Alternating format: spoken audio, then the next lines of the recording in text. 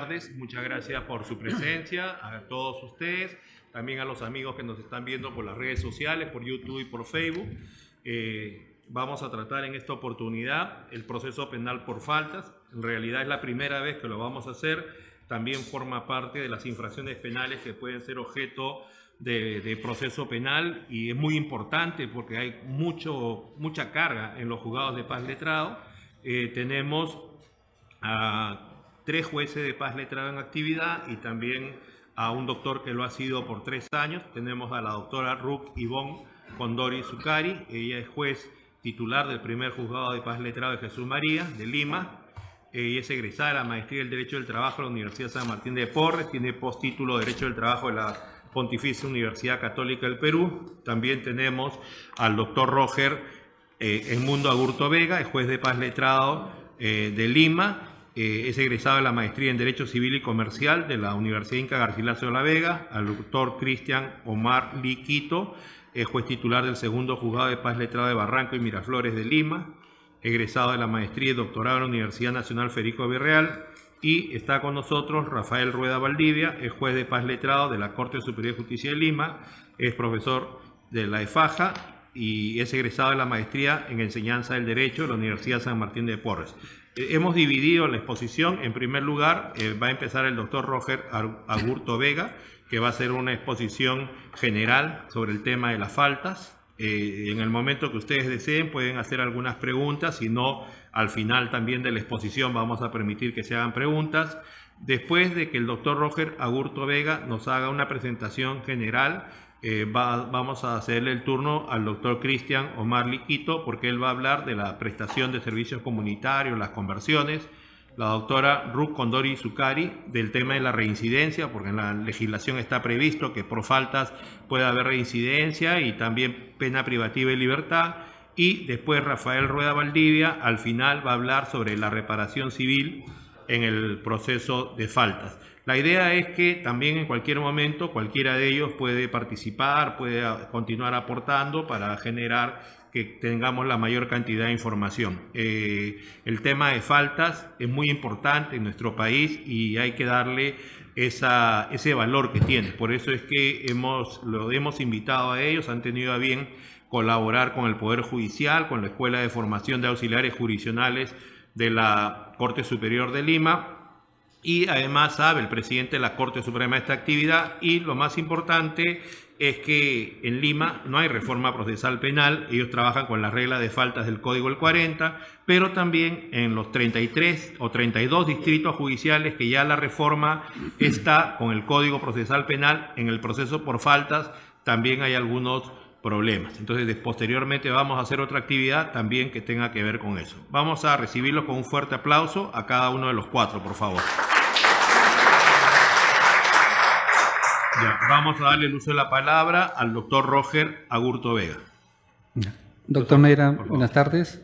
Señores ponentes, asistentes todos, buenas tardes.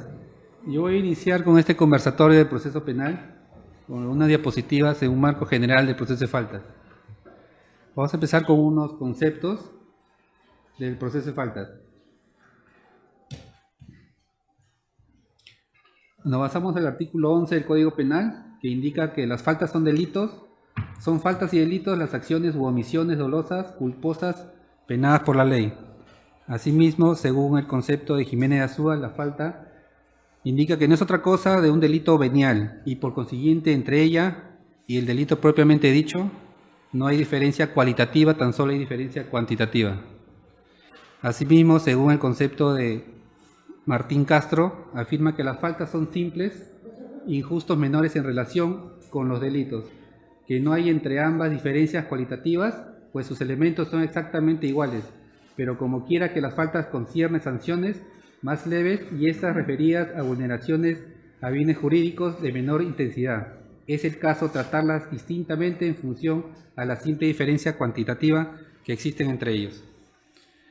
Vamos a hablar sobre el proceso en sí del proceso de faltas. ¿Cómo se inicia un proceso de faltas?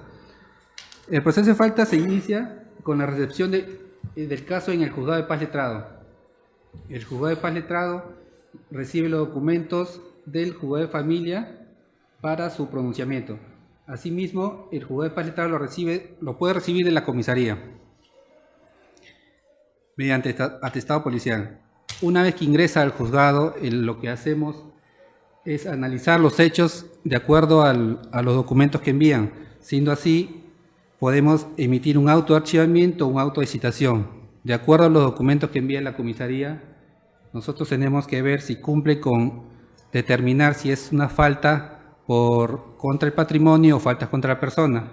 Sabemos también pues que una falta contra el patrimonio debe ser menor la cuantía de una remuneración mínima. Asimismo, en caso de violencia contra la persona, no tiene que ser de más de 10 días. Una vez admitido la denuncia de la comisaría, procedemos a citar a una audiencia única. Audiencia única, con su nombre lo dice, tiene que estar asistiendo todas las partes con sus abogados. Siendo así, tienen que actuarse todas las pruebas, siendo testigos, pruebas documentarias, lo que sea pertinente. Asimismo, una vez que se encuentra actuado todos los actos procesales, empezamos a emitir la sentencia. La sentencia puede ser sentencia condenatoria o sentencia absolutoria. En el tema del en los juzgados ahora, debido a la nueva ley de violencia familiar, cuando los expedientes son remitidos del juzgado de familia, viene ya del juzgado de familia con unas medidas de protección dadas a las personas. En la sentencia penal debemos pronunciarnos sobre las medidas de protección, ya sea si continúan las medidas de protección durante la permanencia de la sentencia o dejamos sin efectos la medida de protección. Asimismo, esa sentencia es apelable y luego, una vez que culmina la sentencia, tenemos que informar al juzgado de familia nuestra resolución.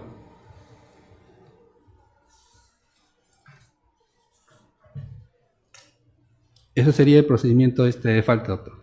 Ya, está bien. Dentro de los delitos, 5 clases de faltas que hay, ¿cuáles son las que usted ha podido procesar más? Las faltas más comunes son faltas contra el patrimonio, en caso de tenderos, faltas contra el patrimonio en caso de daños materiales, y ahora la mayor cantidad de denuncias son faltas contra la persona, violencia familiar. Violencia familiar está entrando un gran porcentaje de denuncias. Ya.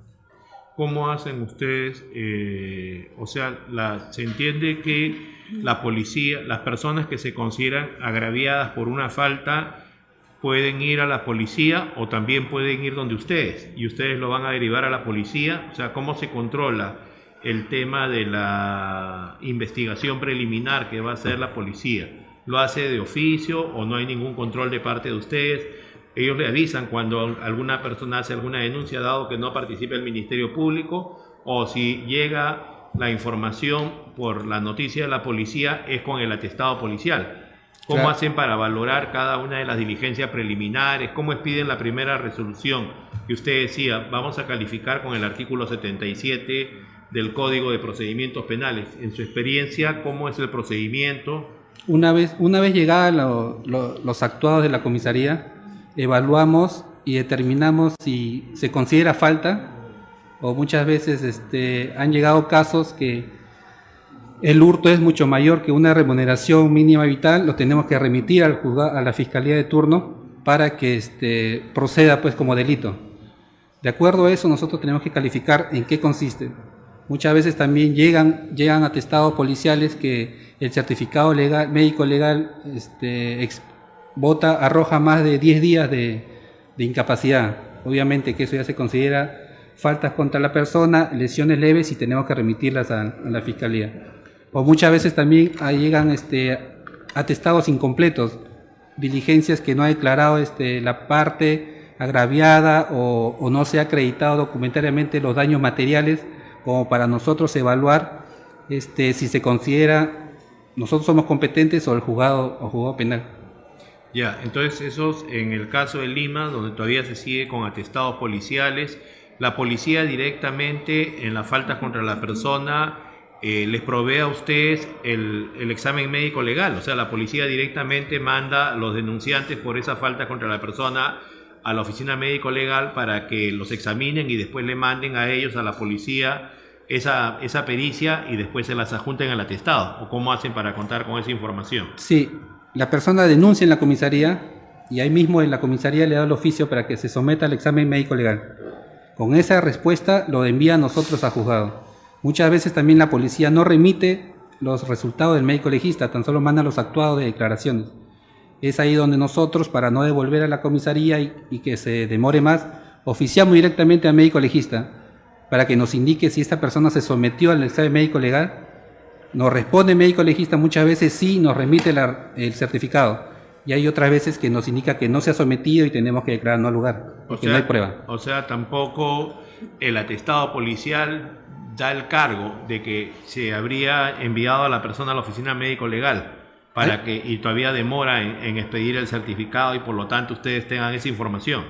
El atestado policial y los actuados de la comisaría lo remiten con el cargo de entrega a la persona para que se someta, para que se pase reconocimiento médico legal. Pero muchas veces no remiten o quizá por la premura que ellos tienen que ya arrojar, evacuar ese documento y mandarlo, nos lo envían como están. Es ahí donde nosotros oficiamos a médico legista a ver si efectivamente pasó o no pasó a médico legista. Ya, y la cuantía en las faltas contra el patrimonio, o sea, ¿cómo hacen? Ahí tenemos que evaluar si si no supera la renta mínima. ¿Pero qué? ¿De lo que dice el denunciante? De ¿Que lo vale? que ¿O normalmente apareja con una boleta, solo con su declaración? Claro, ahí determinamos por dos tipos de falta. Podría ser contra daños materiales o daños hurto a empresas, a Saga, Ripley, esas empresas, normalmente los tenderos, ellos ya nos acreditan pues con su boleta de la intervención, con las boletas de cuánto es lo hurtado, lo pretendido hurtado, y de acuerdo a eso evaluamos nosotros. Tiene que ser menos de la renta mínima. Ya, o sea, es posible que la policía directamente recibe el examen médico legal y a pesar que arroja más de 10 días de incapacidad para el trabajo o asistencia médica, o peor todavía ahora que se habla de faltas contra lesiones mentales, que que la policía estime, que no se dé cuenta de que son significativas y considere que son leves y las derive de donde ustedes. Han habido casos, pero muy pocos que hayan habido esos desliz de remitir al juez para letrado y no a fiscalía. Ahí nosotros advertimos y lo remitimos directamente a la fiscalía. Ya, no hay problemas entonces de competencia entre los juzgados de paz con la fiscalía, que la fiscalía, por ejemplo, el tema tiene que ver con, para hacer una pericia psicológica, para establecer el tema de las lesiones mentales, se requiere determinada cantidad de tiempo, ¿no? Hay un acuerdo plenario penal, incluso de la Corte Suprema, que se refiere a ese tema, y entonces el asunto está que sin que llegue ese resultado lo deriva de donde usted, la fiscalía. Exacto. Estimando así a ojo de buen cubero que sería falta contra la persona, y entonces ustedes cómo pueden saber si es falta o si es delito si no se cuenta con esa información. Claro, ese es el tema ya cuando no nos envían no nos remiten todos los actuados completos, porque ya tenemos que evaluar, o si no devolvemos pidiendo que nos precisen o pedimos que nos envíen la información, porque en base a eso tenemos que aperturar. Ya. ¿Alguna intervención, ustedes, colegas, jueces de paz? ¿Algún aporte? ¿O alguna pregunta de parte de ustedes? Sí, doctor. ¿Podría precisarme a la remuneración mínima legal? Uno. Dos, ¿cuándo prescribe las faltas? Respecto a los accidentes de tránsitos o daños ocasionados a mérito de un accidente de tránsito, ¿ustedes son competentes o lo ven los juegos de tránsito? ¿O lo derivan a juegos de tránsito? Referente al tema de la remuneración mínima vitales, yo me refiero a que en un ejemplo de un hurto en una tienda comercial, por ejemplo, el monto del hurtado no debe superar 930, que es ahorita el sueldo mínimo. Si supera el sueldo mínimo, ya tiene que ser la competencia, ya no corresponde a paz letrado, sino a un juzgado especializado en lo penal. Por ese lado. ¿Perdón? ¿Perdón? 930 soles no tiene que superar. No tiene que superar para ser competente paz letrado. Sí. Una remuneración. La otra pregunta me dijo que era. Y ya, según el 440, la prescripción se basa a 3 años más la mitad, o sea, 1 año y medio más. Estaremos hablando de una prescripción de 4 años y medio por faltas. Eso es cuando no se inicia la acción penal. Estamos hablando de 1 año cuando no se inicia una acción penal. Estamos hablando de 3 años cuando ya se perturó la instrucción. Me refiero yo, usted se refiere del año en el interín desde la denuncia hasta que va a fiscalía, exámenes y pasa 1 año, ahí prescribe la acción penal, a lo que usted se refiere. Pero ya cuando se apertura, ya cumple el plazo de 4 años y medio. Siempre y cuando me permite. En el caso, me dice, doctor, su pregunta estaba referida a los juzgados de tránsito, ¿verdad? Fuera de que termine, para complementar, si se puede, por la brillante exposición del doctor, el juzgado de tránsito ve también lo que es el proceso por faltas contra el patrimonio, el carro golpeado, y contra la persona, la herida que tiene la persona, siempre y cuando no llegue en el límite que todos conocemos con respecto a que se vuelve delito.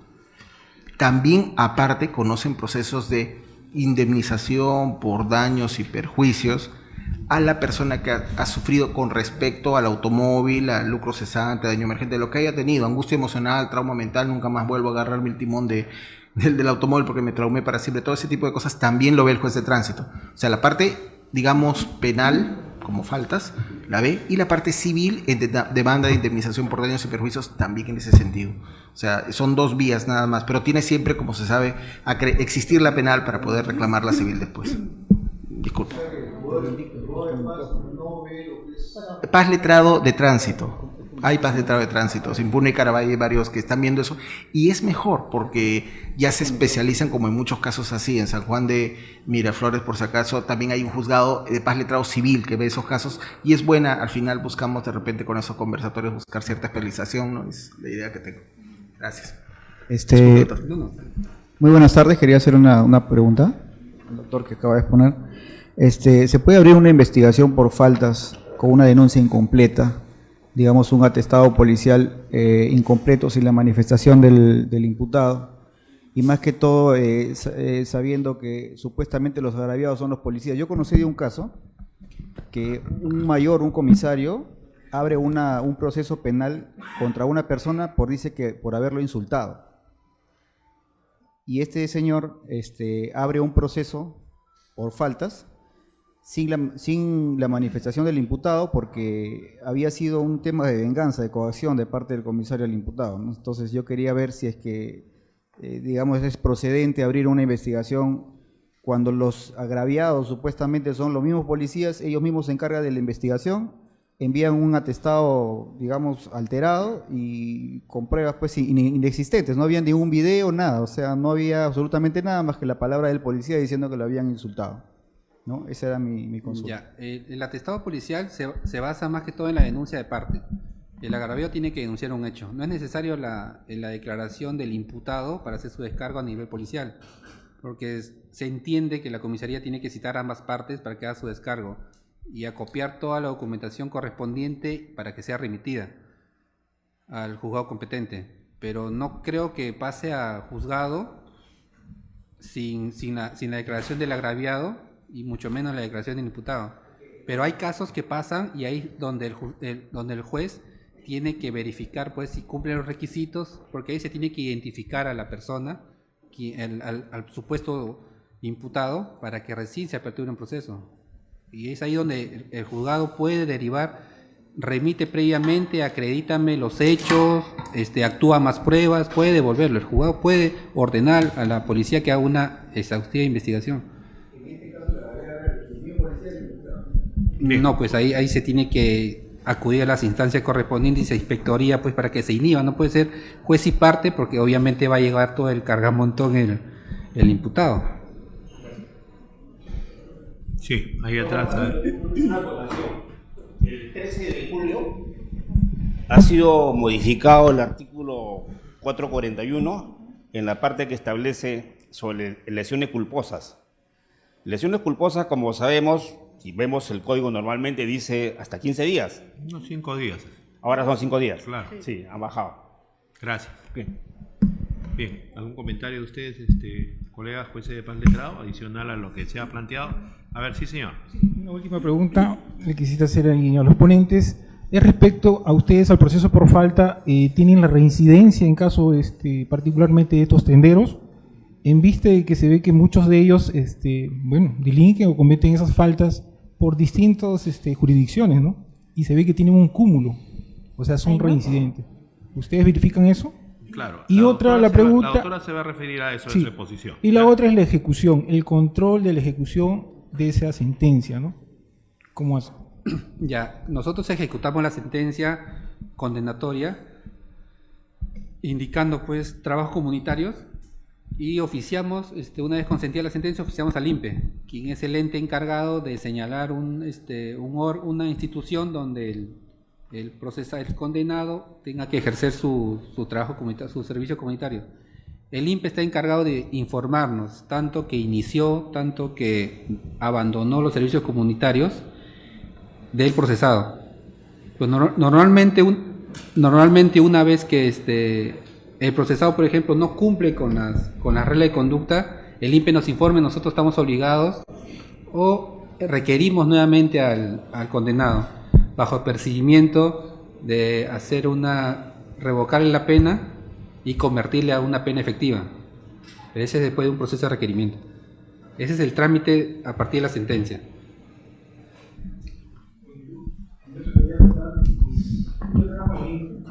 Justo consolida la posición regular, ¿no?, de la distribución de faltas, y veo pues en la estadística, ¿no? En la estadística, la comunicación podría ser sobre los abandonos, la resistencia que hacen estos sentenciados, ¿no? Y hay un decreto que hace acá, que hace unos reglamentos, en la cual el proceso es engorroso para hacer cumplir y buscar esa sentencia. Entonces, muchos de ellos, gran grueso que tenemos, porque han utilizado exponencialmente, estamos abordando el tema cerca de los 10.000 registros, ¿no? Antes teníamos cerca de 400, tenemos 10.000 Conversiones. Entonces se ve que no hay un control adecuado, porque uno sí le comunica al juzgado, ¿ya? Le comunica, pero el juzgado tiene un procedimiento y ese mismo reglamento también, en lo cual hace dilatorio. Y mientras eso se hace dilatorio, ya prescribe 2, 3 años, no cumple con la ejecución, hacen su proceso de prescripción, a los 2 años o 3 años, de acuerdo si es delito o falta, y ahí queda impune, no cumple. Entonces vamos a eso, ¿no? ¿Qué otras medidas se puede adoptar? Porque me parece que estas jornadas, por las conversiones, por falta, son muy largas. Y cada jornada son 10 horas y se cumplen los fines de semana, que no tengan que interrumpir con su jornada normal. Pero es muy largo, muy tedioso. Entonces yo creo que por parte, o sea, entre ambas instituciones, ponerse de acuerdo, a ver si se establecen políticas criminales que realmente en sí se aplique a la realidad, que se pueda cumplir, que se pueda controlar, ¿no? Esa es mi inquietud. Claro, eso justamente estamos conversando con el doctor Neira sobre las modificaciones que se podrían hacer para el cumplimiento de la sentencia y el seguimiento que se tiene que hacer a la par Poder Judicial con el INPE.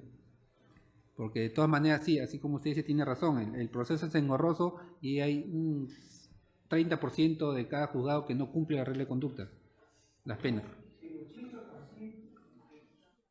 Ya, justo el asunto es que hay muchas faltas, ¿no? Especialmente contra el patrimonio, contra las personas. Por eso, inclusive, fíjese, uno se horroriza cuando escucha que el plazo de prescripción es 3 años más la mitad, pero solamente para esas 2 clases de faltas. Las faltas contra la persona o las faltas contra el patrimonio, y las demás es 1 año más la mitad, porque acuérdense que tenemos 5 clases de faltas, contra la persona, contra las buenas costumbres, contra la tranquilidad pública, pero parece que tienen poca incidencia, ¿no? La mayor carga son las 2 que se están conversando acá. Más bien, aprovechando que usted está acá, la cuestión sería así, ¿no? O sea, para empezar, acá hay la posibilidad que se aplique penas de prestación de servicios comunitarios. Entonces, que no sean simbólicas, que sean reales. Ustedes se encargan con los municipios de tener convenios o con otras instituciones.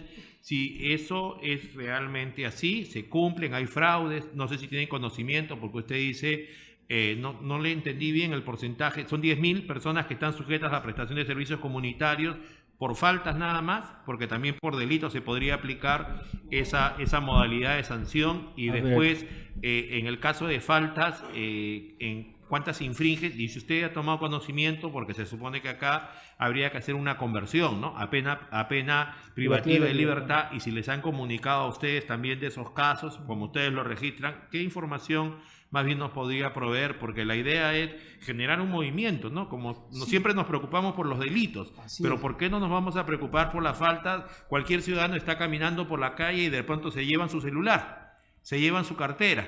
Y entonces, ¿qué va a pasar? Importa menos de 930 y no hay circunstancias que den gravedad, que es otro tema también que le vamos a preguntar a ustedes con su experiencia. ¿Cuándo estiman que eso pasa? ¿Tienen en cuenta el 186 del Código Penal sobre hurto agravado? ¿Esos agravantes se aplican también al caso de las faltas? ¿O qué criterio hay de parte de la Justicia de Paz para eso? Y entonces el asunto, imagínense, el ciudadano va a la comisaría, hace la denuncia por ese hurto, obviamente es importante, son 930 soles al mes, probablemente gane esa cantidad o gane 2.000, 3.000, pero nadie tiene derecho de afectar el patrimonio de una persona, y lo que espera es que haya una respuesta, ¿no? Hay una respuesta, el proceso penal es vicarial, tiene que dar una respuesta penal y tiene que dar una respuesta civil. Ellos se encargan de las dos cosas. Entonces la cuestión es que cuando se aplique esa pena de prestación de servicios comunitarios, efectivamente sea así, ¿no? No sea que después le den los certificados como si eso haya sido así y no sea real. Ahora, hay instituciones realmente tienen tantos convenios el INPE que sí es posible que todas las prestaciones de servicios comunitarios que los jueces de paz o también los jueces penales impongan, tenga un lugar donde cumplirse. Eso sería interesante saber. ¿O cuál es la opinión que tiene el INPE sobre esto? Porque también hay otra alternativa que hay en la justicia de paz, es que se puede aplicar una reserva del fallo, de tal manera que ya no habría que hacer ningún registro de antecedentes penales ni molestarlos a ustedes, ¿no? Disculpe si pudiera agregar algo muy muy pequeño. En el caso de los jueces de paz letrado o los coordinadores en cada módulo o en cada circunscripción territorial, distrito donde ellos están operando, hay un coordinador y hay uno que forma parte del CODICET, del Comité Distrital de Seguridad Ciudadana. Entonces ya hay una conversación directa entre alcalde, el juez coordinador, juez de paz letrado que haga la veces, o juez mixto, ¿no? Y el mismo delegado o alguien que se conozca de la comisaría, pues, ¿no? El jefe de la delegación, y se busca lo del INPE, porque en muchos casos el cuaderno del barrido de calles, ¿no? Se sentencia una persona, pues barrerá pues una semana por varias cuadras, y la municipalidad es la primerita en señalar, y a veces no por comunicaciones oficiales van a tocar la puerta al juzgado, hablan con el secretario y dice, no está cumpliendo. O sea, no hay esa posibilidad de sacarle la vuelta a la misma sentencia, utilizando un término no científico, engañar a la misma resolución. Y también hay muchos que quieren cumplir con eso y rehabilitarse, ¿no? Borrar sus antecedentes. Y si bien de repente de los 10.000 hay muchos que no, pues hay que concentrarse en los que sí y ver cuál es lo que está por final. Porque ese es el punto, ¿no? Que el ciudadano cumpla yo y que se beneficie a la comunidad. Ya que ustedes estaban presentes de acá a tomar este tema, y como esta es una cuestión de seguridad ciudadana, que tengan las autoridades, las instituciones, el Poder Judicial, ¿no? El gobierno regional, o en este caso la municipalidad, el INPE, coordinar y hacer que estas sentencias de verdad se ejecuten, ¿no? Que se cumplan, porque la verdad extraña muchas veces que esto prescriben. Y es un saludo, pues, o sea, tanto dinero se ha invertido para sancionar, determinar la falta y todo, y al último que se ejecuta, prescribe. Y ellos saben. Entonces, vamos al caso de los tenderos que ha tocado el doctor. ¿Cómo puede ser posible que yo tenga registrado en mi data, ¿no?, a un tendero, a una persona, con 25 sentencias por falta, y no se le haya revocado ni una, y ni siquiera haya tenido en cuenta, al motivo de sentenciarlo, procesarlo, que ese señor es reincidente? Son poquísimos los juzgados en los cuales les han mandado ya prisión preventiva o los han convertido a delito porque son reincidentes, ¿no? Se ven estos casos, pero son poquísimos. En eso nos falta bastante. Entonces, como decía el doctor Neira, no se trata de que nos moleste a nosotros, no, nosotros tenemos todo el ánimo también de brindar, de contribuir a que esto se ejecute, ¿no? Pero no es convertirlo simplemente a reserva de fallo condenatorio y todo eso, no, sino hacer cumplir, y que este daño, resarzan esos sentenciados, se vea pues en la limpieza verdaderamente de la calle, en las asistencias, qué sé yo, que se vean esas cosas. Bien. Eso es todo lo que... ¿Alguna intervención de ustedes, de colegas, sobre el tema? Sí, Como ya se había tocado el tema, yo solamente quería hacer referencia a lo que hace un rato se había señalado respecto a la prescripción. Solo decir que en general las faltas prescriben al año, las que corresponden a reincidencia y habitualidad 2 años, y en el caso de las faltas, las más recurrentes, las de faltas contra la persona y contra el patrimonio, 3 años y llega a 4 y medio, salvo el caso de esto de reincidencia, que la norma autoriza la prisión preventiva. Y con relación al otro tema de la conversión, en mi juzgado yo tengo solo algunos casos en los que el INPE me ha comunicado, me ha informado que el condenado está en situación de resistencia o abandono. De todos los procesos que hemos comunicado al INPE, tendré 4 o 5 que me han remitido esa información. O sea, tal vez en otros lugares el porcentaje es más elevado, pero en la experiencia personal ese es el porcentaje. Y obviamente eso ha terminado luego de un requerimiento, del requerimiento bajo a procedimiento de conversión, ¿no? Eso básicamente quería. Bien, más bien, sí, señorita. Buenas tardes. Mi pregunta venía para lo que se ha señalado sobre el expositor ha señalado que se cita a las partes con sus abogados ¿Puedes para que entregarle puedan... el micro? ¿El micro puedes llevarle? Se señala, se indica que tienen que asistir a la citación ambas partes con sus abogados. ¿Qué sucede si una de las partes no asiste? No asiste simplemente cómo bajo apercibimiento, bajo cómo están actuando ahora los padres letrados. Ahora, la siguiente pregunta, si ambas partes asisten, llega a un acuerdo conciliatorio, ¿cuál es la etapa de ejecución que se está aplicando ahora? Ya. En los casos de las citaciones, si bien es cierto, algunas veces acuden ambas partes, sean o no sean acompañadas de sus abogados. Se les toma su declaración y se continúa con el procedimiento. En caso que no asista el agraviado, muchas veces el juzgado prescinde su declaración. ¿Por qué? Porque ya hay suficientes elementos probatorios en los actuados que remite la fiscalía o la comisaría. Y en el caso de inasistencia de la parte procesada, algunos juzgados somos de la idea de requerir una vez más su asistencia bajo el procedimiento de ordenarse su captura y antes acusarlo de reo ausente o contumaz si es que no se ha personado. Y en el tema, ¿cuál era tu otra pregunta? En caso de temas conciliatorios,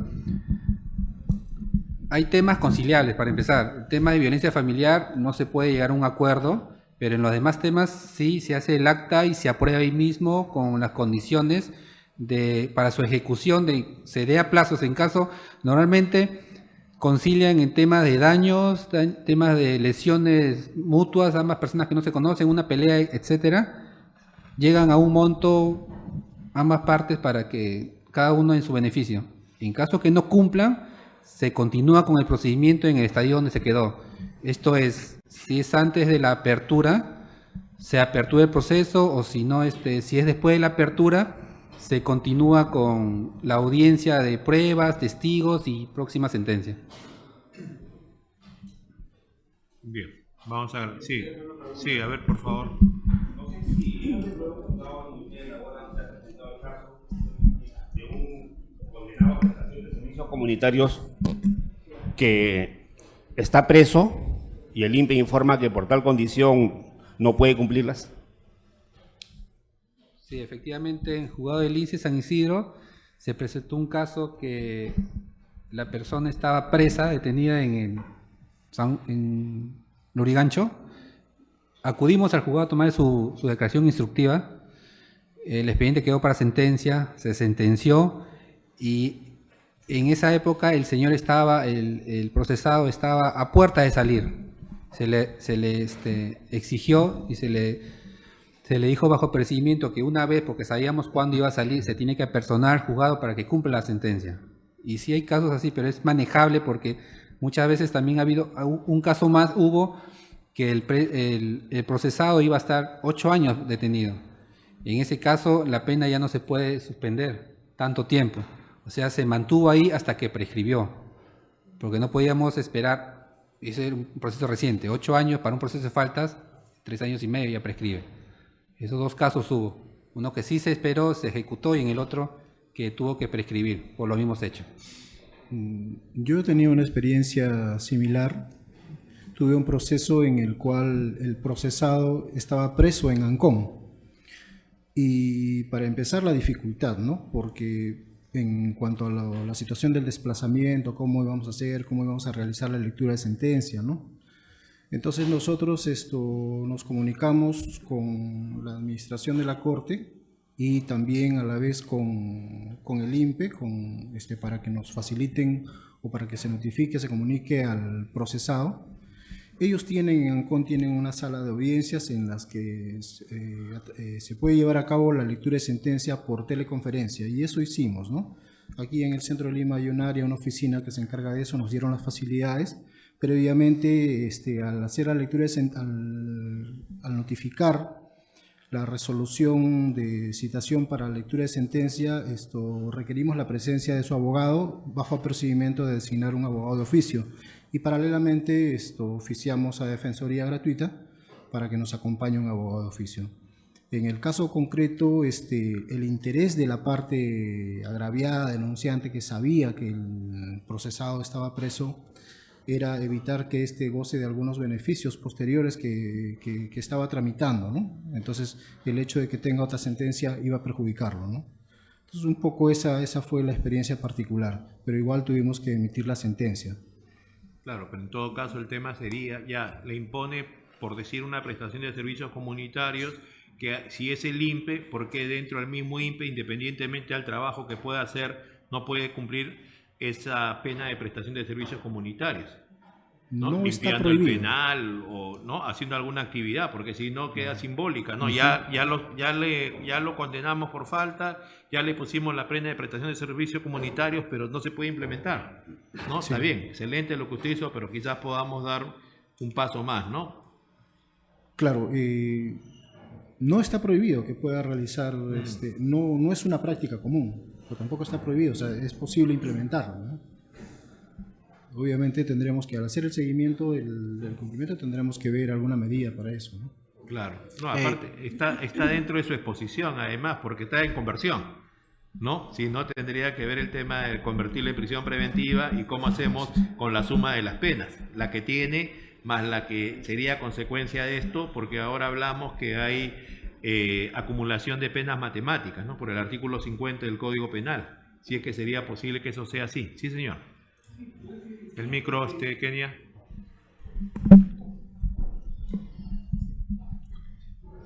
A nosotros, cuando nos ha llegado ese tipo de sentencia y vemos, ¿no? Cotejamos con la data, porque también llevamos registro de aquellos que están registrados, y le comunicamos al juzgado que está recluido y sentenciado por otro delito.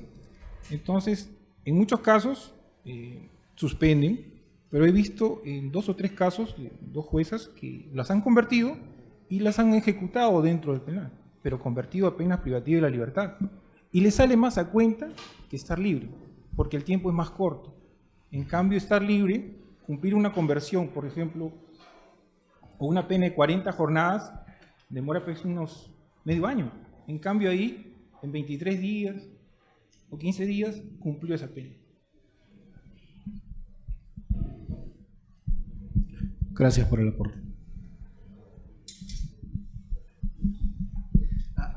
Hay algo que quisiera agregar con respecto a los juzgados de paz letrados.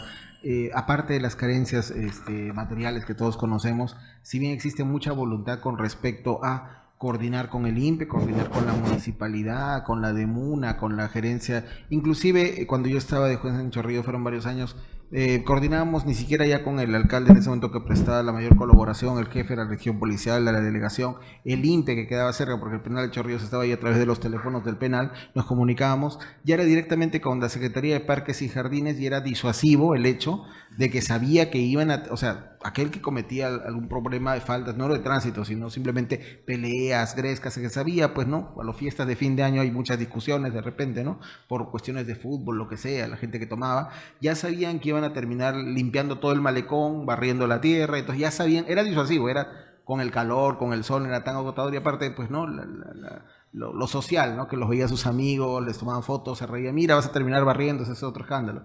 El punto también es que no hay, como hemos estado discutiendo antes de entrar en el conversatorio que es muy útil, referido a que no hay contradictorio porque no hay un fiscal a la altura del juez de paz letrado, e inclusive para la audiencia, para la lectura de sentencia y para cualquier decisión, se acude a los amigos, abogados que están en el pasillo, pues no, alguien que viene para otro proceso y le dicen que el abogado se siente o se ponga de pie un ratito para leerte la sentencia, que hay un abogado, porque yo no he traído abogado, porque no hay abogados de oficio, inclusive como debiera haber, ¿no? Y eso no le corresponde ya pues al Poder Judicial, ni al INPE, ni a la policía, ni a la municipalidad, le correspondería pues no sé si al Ministerio de Justicia, Alegra, a la DEMUNA, a veces se pedía inclusive a la DEMUNA que mande un abogado que no conocía penal, pero que estaba para la lectura de sentencia y para esas cosas. Esa misma agilidad que la tendría que hacer el agraviado, que también está un poquito mal procesalmente hablando, que el juez se preocupe como que fuera un problema de él, pero no es simplemente, es una balanza de equilibrio de justicia, no puede tomar parte por ningún lado, que él también vea que cumpla con pagar la reparación, sí, que cumpla con la parte de la prestación de servicio. Eso ya lo tiene que hacer la parte que también pues es una persona que le han robado 950 soles, que también no tiene mucho dinero para contratar un abogado que debiera ser de oficio para hacer ese seguimiento. Esta parte pues para eso sirven estos diálogos, para ver qué su solución se le podría dar a todos. Eso es todo. Sí, finalmente, ya, porque vamos a pasar a otra exposición. Bien, el Código Penal tiene como 446 artículos aproximadamente y ha sido modificado más veces de los artículos que contiene. Sin embargo, en el caso de las faltas, hay leyes y decretos legislativos complementarios que regulan el procedimiento de faltas. Yo les voy a agradecer, tengan a bien, cuando se refieran a determinado concepto o término, lo que fuere, se refieran a qué norma legal están aplicando. Porque por decir, en el caso de la cuantía, en las faltas contra el patrimonio, yo tenía la mentalidad de que eran 4 remuneraciones mínimas vitales. Entonces, hay remuneración mínima vital, hay sueldo mínimo vital, hay ingreso mínimo legal, es decir, hay una terminología diversa que, digamos, dejo de clarificar el asunto un poquito, que lo vuelve complejo. Ya, gracias. Entonces la recomendación es que hay que comprar códigos cada 3 meses por los cambios permanentes que hay, ¿no? Para ver las normas actualizadas. Bueno, vamos a agradecer al doctor Roger Edmundo Agurto Vega por su valiosa presentación. Vamos a darle un aplauso, por favor. Vamos a dar el pase ahora al doctor Cristian Omar Lee Quito. Está en el uso de la palabra, doctor. Gracias, doctor Neira. Colegas presentes en el auditorio. Es evidente que en el caso de faltas hay todavía mucho por implementar, mucho por coordinar, ya lo ha puesto en evidencia el colega que trabaja en el INPE. Cuando tuve el honor de recibir la invitación para estar presente acá con ustedes, se nos sugirió el desarrollo de algunas interrogantes. Una de ellas era si es que en los juzgados donde trabajamos se realiza la conversión de penas y si esta conversión resulta constitucional o no, si se lleva a cabo como medida de coerción la prisión preventiva y si esto es constitucional o no. En este caso, el punto que voy a tocar es si en mi juzgado, si en mi judicatura se ha llevado a cabo la conversión de penas. Debo señalar que en mi juzgado aún no hemos llevado a cabo la conversión de penas. Sin embargo, con relación a si esa medida es constitucional o no, debo señalar que además de estar previsto expresamente, taxativamente en el Código Penal, la misma sí resulta constitucional porque ya existe una sentencia consentida, ejecutoriada, y esta sentencia obviamente ha desvirtuado la posibilidad de la presunción de inocencia que en muchos casos se debe verificar. Entonces, es una medida constitucional y no hay ningún problema para implementarla. El tema está en que en la práctica hay diversos criterios para proceder con la conversión de la pena. El código es taxativo, si me permiten leerles brevemente esa partecita para poder hacer el comentario.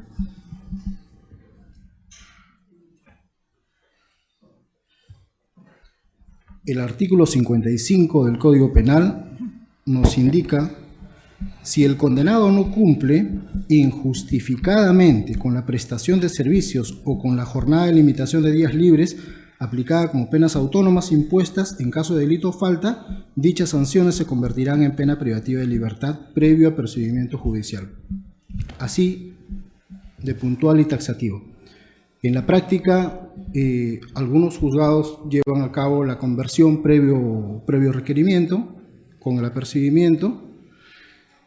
Sin embargo, también en la práctica, algunos jueces, algunos colegas han sido notificados con un habeas corpus, y en algunos casos, tengo conocimiento de 1 o 2 casos en que se ha declarado fundado el habeas corpus, por algunos detalles. Entonces, el comentario que yo quiero hacer es, tal vez, el desarrollo de la conversión tomando algunas precauciones, tratando de no incurrir en un procedimiento engorroso, como había señalado aquí el colega. Y es en el sentido de que los juzgados, después de haber emitido la sentencia condenando, pongamos, a prestación de servicios comunitarios, toman conocimiento de que el condenado está en situación de resistencia o de abandono, porque el INPE nos informa, nos dice: señor juez, tal condenado ya no está realizando los servicios en la unidad beneficiaria, que sea municipalidad o alguna entidad. Entonces, además de eso, nos solicitan que lo apercibamos, que lo requiramos y que lo apercibamos. Entonces, eso hacemos: emitimos una resolución requiriéndole el cumplimiento de la sentencia bajo apercibimiento de conversión. Supongamos que aún así es renuente. Entonces, en la práctica resulta conveniente solicitar al INPE la información o la remisión de copia certificada del expediente administrativo que se ha aperturado y citar a una audiencia. ¿Y de dónde sale esto de la audiencia? Hay un decreto legislativo que regula el procedimiento especial para conversión, pero este procedimiento especial para conversión es para conversión positiva. Pongamos, para convertir penas privativas de libertad en limitativas, en servicio comunitario, en otro tipo de penas limitativas. Entonces, no para la conversión negativa, ¿no? En este caso, nosotros estamos de prestación a privación de libertad. Entonces, no está previsto expresamente, pero este procedimiento especial nos sirve para poder evitarnos este tipo de experiencias, y también para poder beneficiar al condenado, porque al final llevar a cabo esta audiencia lo beneficia, le da la posibilidad de que se defienda, de que argumente por qué motivo es que no ha cumplido, o por qué motivo es que aparentemente se encuentra en situación de resistencia o de abandono.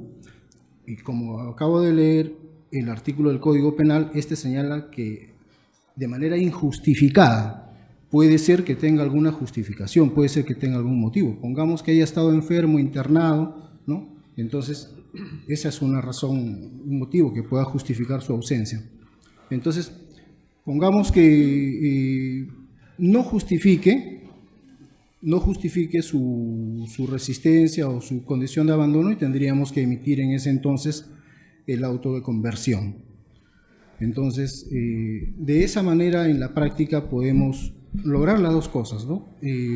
Brindarle la posibilidad de que el condenado se defienda, y a la vez nosotros como jueces también protegernos de alguna posible denuncia, o en este caso la presentación de un habeas corpus.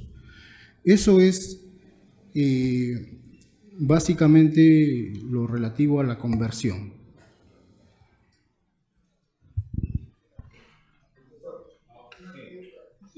Sí.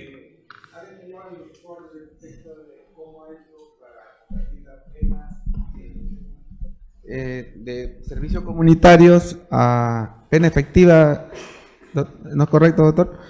Dice que usted que le ha requerido en una oportunidad, bajo procedimiento, de convertirse la pena en pena privativa de libertad, y luego de esto ha referido que ha hecho un auto de conversión de la pena. La pregunta era porque en el decreto legislativo que usted citó de la conversión, creo que es el 1191. Sí. Hay un artículo que señala de 2 requerimientos previos. Y incluso habla con presencia fiscal. Entiendo que no se aplica eso por la que es la conversión de la pena privativa en el sentido negativo que refirió usted. ¿O solamente la ha requerido una sola vez y de ahí ha hecho el auto de conversión a pena privativa, entendido así, o me equivoco? A ver, ¿hago la precisión o hago la aclaración? Por favor. El decreto legislativo 1191 es una norma que establece el procedimiento especial de conversión de penas. Pero este procedimiento especial de conversión de penas está previsto para convertir penas privativa de libertad a prestación de servicio comunitario y otras limitativas. Entonces, es una conversión, regula la conversión positiva, o sea, de sanciones mayores a sanciones menores. En este caso, que nos encontramos ante la posibilidad de convertir pena, estamos de una pena menor a una pena mayor, que es la de prestación de servicio comunitario a privativa de libertad.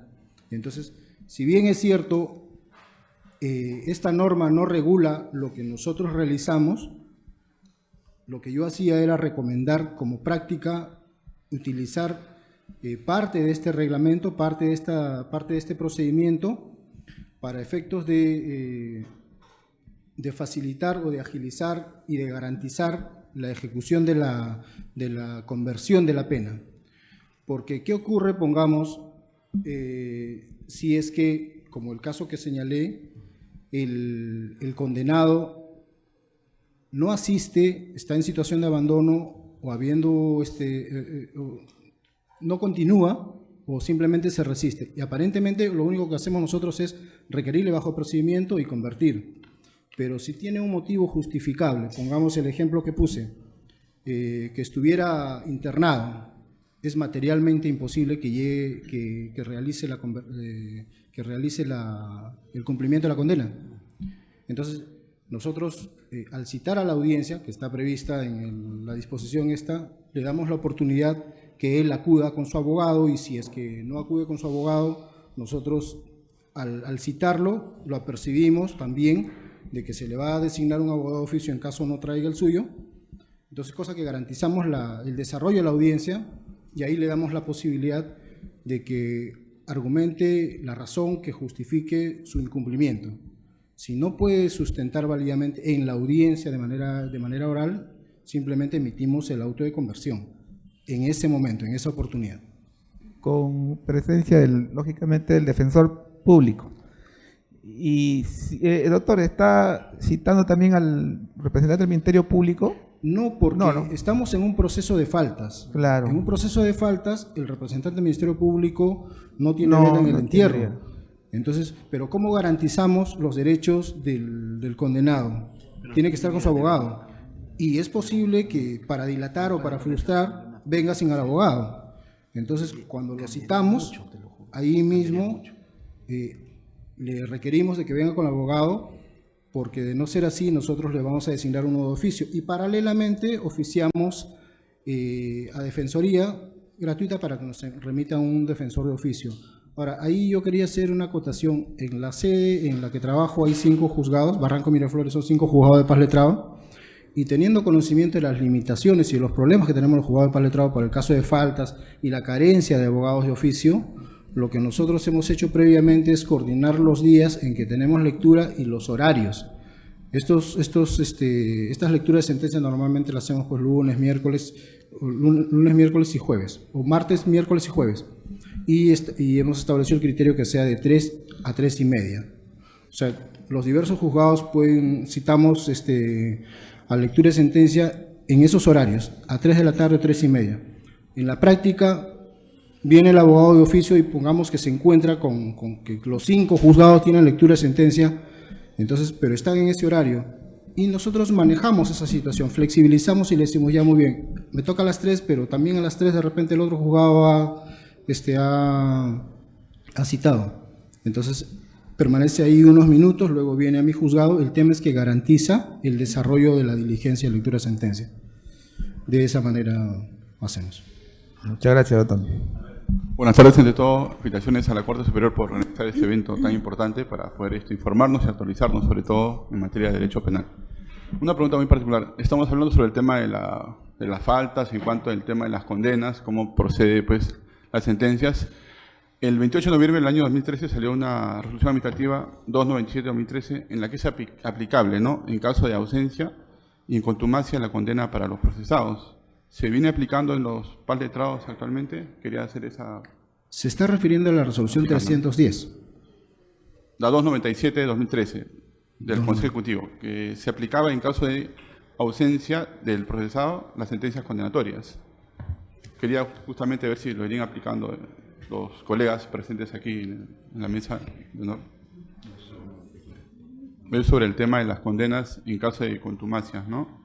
Ausencia del procesado.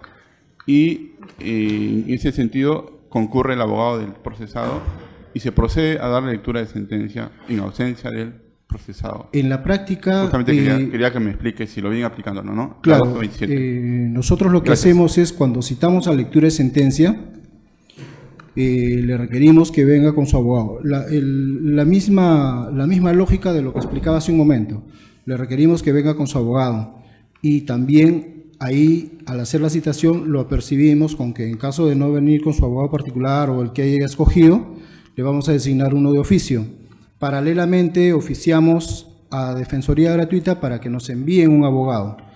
El abogado llega el día y hora de la diligencia y supongamos que el procesado, el acusado está con su abogado, se lleva a cabo con su abogado nada más. Pero si viene sin abogado, ahí está el abogado de oficio. Si no viene, si no asiste, ahí está el abogado porque ya prevé de oficio y con él se lleva a cabo la lectura de sentencia. Una pregunta, doctor. Claro, o sea, esa directiva, usted citó otra directiva también, ¿no? Del Consejo Ejecutivo. 310. 310, ¿no? Sí. Pensé que se estaba refiriendo al tema de la instructiva. No, claro, pero el asunto está al final, lo que se quiere saber es, bueno, ya se hizo la audiencia, ya declaró el imputado, se cita para sentencia, no viene, ¿se puede leer la sentencia? Si no viene, la respuesta es sí, se puede leer la sentencia. Sí. Porque ya se garantizó su derecho de defensa, intencionalmente se está sustrayendo, se va a hacer llegar la sentencia a su domicilio, para que si desea pueda plantear algún recurso de apelación. Así es, ¿no? así es. La pregunta tenía que ver, ya se haya responsable a la persona que se le atribuye la falta.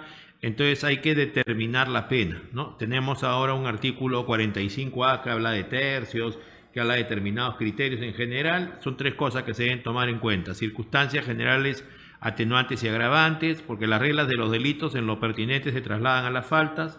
En segundo lugar, causales de disminución de la punición, de agravación de la punición. Y bueno, lo tercero, supongo que no habrá fórmulas de derecho penal premial, que sería confesión, ¿no? Terminación anticipada no va a haber. Entonces, ¿cómo hacen ustedes para llegar, por ejemplo, a que la pena sea de prestación de servicios comunitarios y la extensión de esta? Porque hay un mínimo, hay un máximo. ¿Cómo hacen ustedes en la práctica? En el caso particular, yo comparto el criterio que adelantábamos con la colega aquí presente. Verifico si tiene antecedentes. Adicionalmente veo el tipo de faltas, porque son diversas faltas. En este caso, de las 5 faltas que usted mencionó, son 2 las más recurrentes y probablemente las que reciben una mayor sanción. Entonces, dependiendo de eso, es que regulo inclusive la posibilidad de establecer la pena en un mínimo de 40, 50 jornadas. Si es que verifico que el proceso es por faltas contra la persona, pongamos, incremento un poco más la sanción. Ya no serían 40, 50, 60, 70.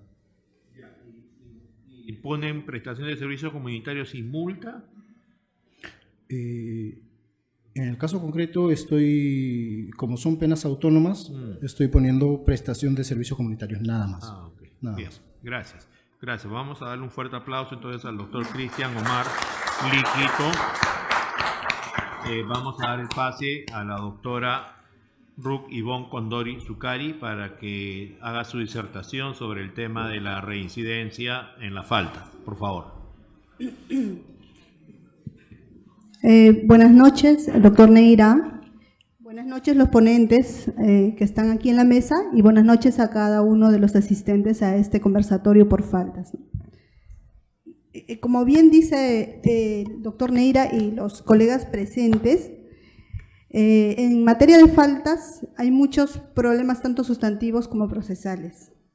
Creo que abordar todos los temas ameritaría más que este conversatorio.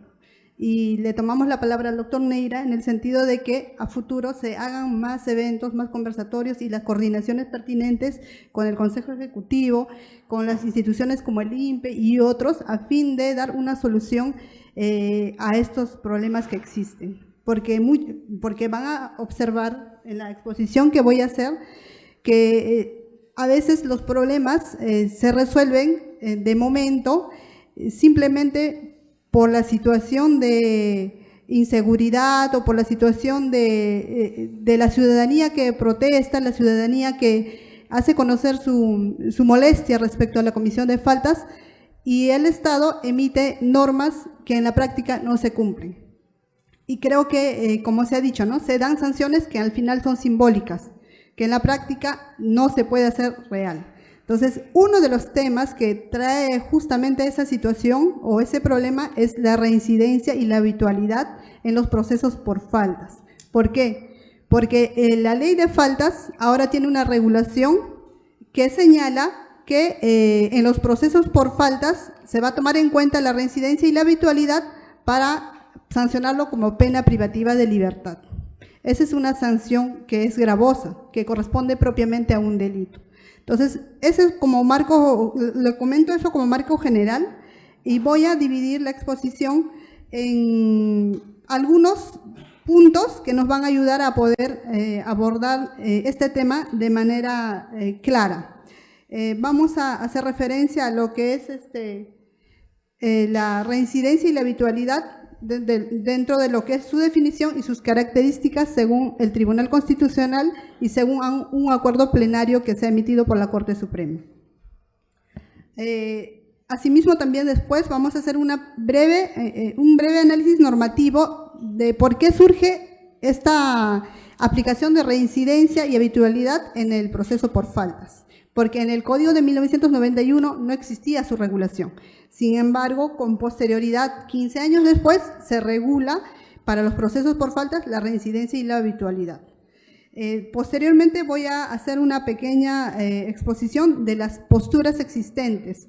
Esto es, que hay juzgados, tanto la doctrina como la judicatura, tiene dos posturas. Uno, la que considera que sí es pertinente aplicar pena privativa de libertad para los procesos de reincidencia y habitualidad en faltas, y otra postura que dice que no es pertinente, no es constitucional y no es proporcional. Entonces tenemos esas dos posturas. Posteriormente voy a hacer una crítica, un aporte respecto a esos conceptos. Y finalmente haré algunas pequeñas conclusiones. Como ya decía en la introducción, el tema que vamos a abordar es si corresponde o no aplicar la pena privativa de libertad a los procesos por faltas en casos de reincidencia y habitualidad. ¿Y cuándo surge esta problemática? Con la ley 30.076, que modifica el artículo 3 del artículo 440 del Código Penal, en el que se señalaba que si bien para las faltas se podía sancionar con limitativas de derechos y multas, sin embargo, en los casos de reincidencia y habitualidad, específicamente en el 441 y 444, referido a faltas contra la persona y faltas contra el patrimonio, se señala que se va a aplicar la reincidencia y habitualidad como pena privativa de libertad. Esto no quiere decir que la reincidencia y habitualidad se va a convertir en un delito, no quiere decir eso.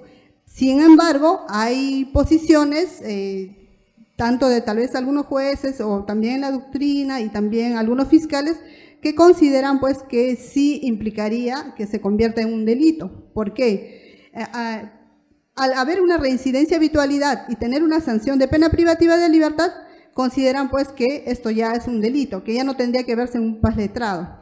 Pero eso no, la norma, de la lectura de la norma, yo no, en mi caso yo no interpreto de esa manera. Considero que no quiere decir que sea un delito, sino que es una falta con una sanción de pena privativa de libertad, que es distinto. Vamos a definir de manera breve la reincidencia y habitualidad, y después hacer una diferencia de los dos. El Tribunal Constitucional, en la sentencia 14-2006 PITC, en el año 2007, hizo una definición de lo que es reincidencia. ¿Qué dijo sobre la reincidencia? Señaló que la reincidencia es una circunstancia en la cual se constata la existencia de antecedentes delictivos de la persona que está siendo juzgada. Ello para agravar la pena que se le pretende imponer como consecuencia de haber cometido un delito. Acá lo que se ha evaluado o lo que el Tribunal Constitucional ha tomado en cuenta es el antecedente delictivo, como pueden observar. Mientras que en la habitualidad, en el fundamento 48, el Tribunal Constitucional ha señalado que esto consiste en la comisión reiterada de delitos. Esto es, que se haga como una forma de vida constante, a tal punto que incluso los delitos sean similares. La misma definición se va a aplicar en el tema de faltas, porque el concepto se aplica según la modificación que se hace del artículo 440 también para las faltas. ¿Cómo surge la reincidencia y habitualidad en el proceso por faltas? Previamente vamos a hacer una diferenciación entre estos dos conceptos, porque no había una claridad también, había confusión respecto de cuándo era reincidente, cuándo un delincuente era habitual. A propósito de eso, la Corte Suprema, a través del Acuerdo Plenario 1/2008, en el año 2008 hace una diferenciación y señala determinadas características para la reincidencia y determinadas características para un delincuente habitual, señalando principalmente que en los casos de reincidencia debe cumplirse con estos presupuestos: haber cumplido en todo o en parte una condena a pena privativa de libertad. Esto es, se trata de una sentencia con condena y con condena efectiva a pena privativa de libertad. Esa era una característica que señaló el acuerdo plenario. 2, que los delitos antecedentes y posteriores hayan sido dolosos. 3, que no hace falta que el delito posterior sea de la misma naturaleza. Se trata de una reincidencia genérica. Que el lapso de tiempo que debe transcurrir luego de cumplimiento total o parcial de la pena privativa de libertad, en el caso de delitos, sea 5 años, porque en el tema de faltas es 3 años. Y finalmente, que es una circunstancia personal e incomunicable a los coautores y partícipes en quienes no concurren. Esto es, que tiene que evaluarse de acuerdo a la persona, a la que se está procesando y a quien se va a aplicar esta reincidencia.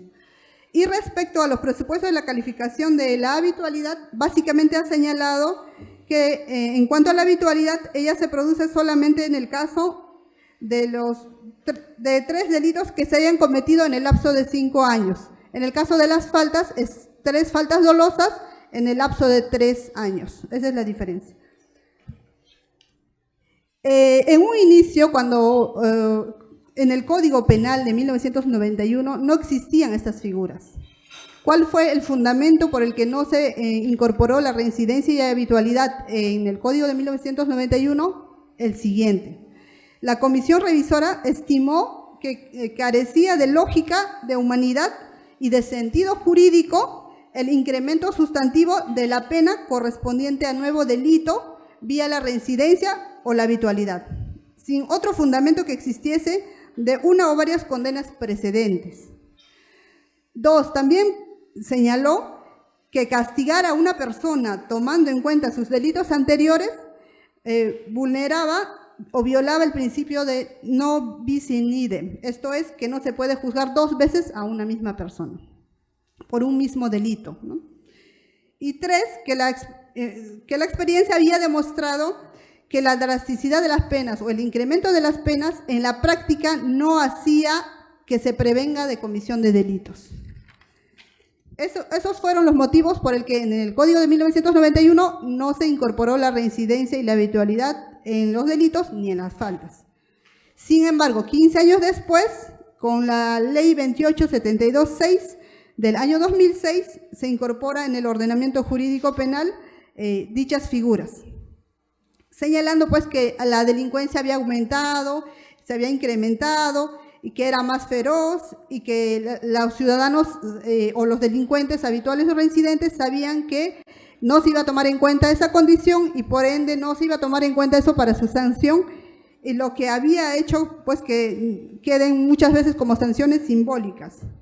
Por lo que en base a estos motivos es que se dispone que se incorporen estas dos figuras en el Código Penal.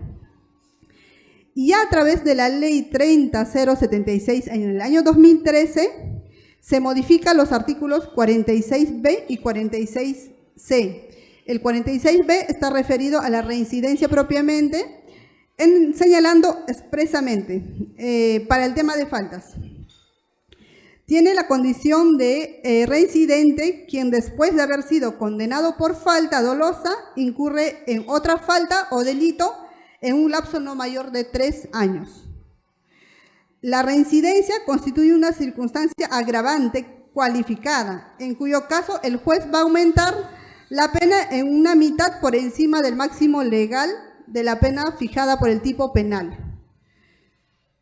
Esto quiere decir que se estaba regulando la reincidencia y habitualidad en las faltas, pero se habla de una agravante, se hace referencia a que hay una agravante, esto es que se va a aumentar en una mitad por encima del máximo legal de la pena para el tipo penal. En el cuanto a la habitualidad, se reguló lo siguiente, que tiene la condición de delincuente habitual quien comete 3 o más faltas en el lapso de 3 años, específicamente en los delitos contra el patrimonio y contra la persona. También se habla de un agravante.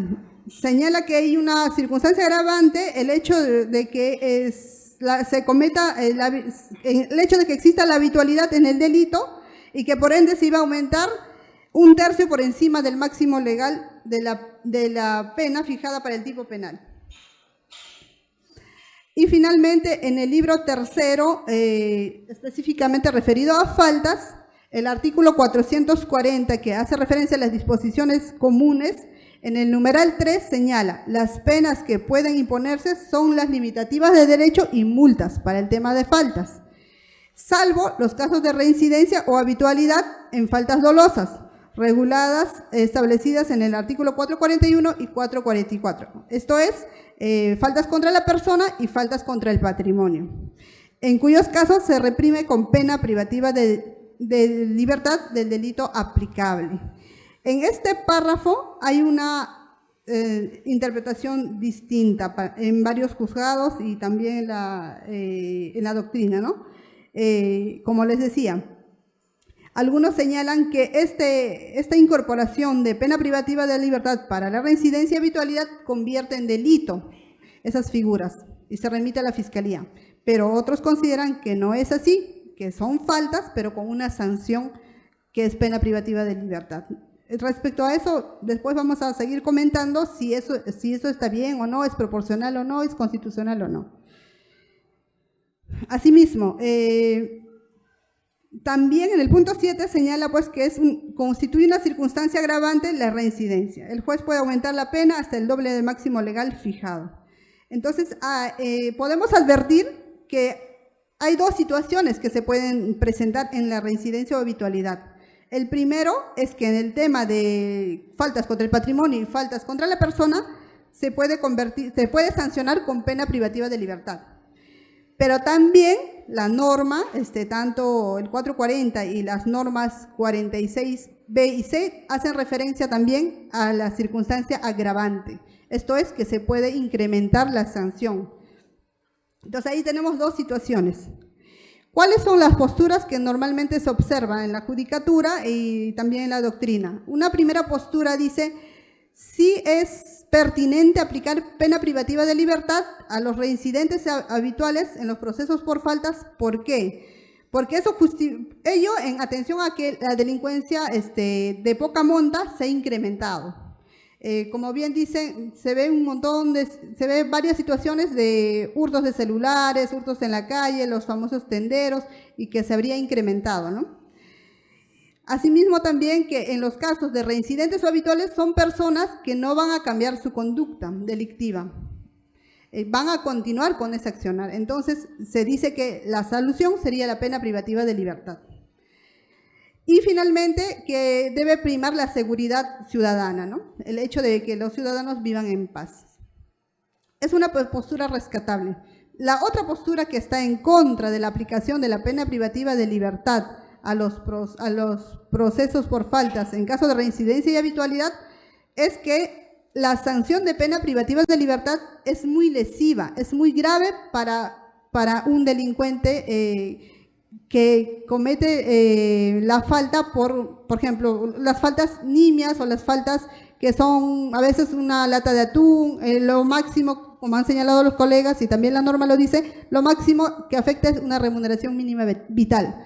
Entonces, si hay delitos que son más graves, como homicidios, violaciones, otros delitos, en los que sí amerita una pena privativa de libertad, la pregunta ¿es proporcional que se aplique pena privativa de libertad para estas personas que hurtan un atún, una camisa o tal vez un celular que no baja de 930 soles, que es la remuneración mínima vital?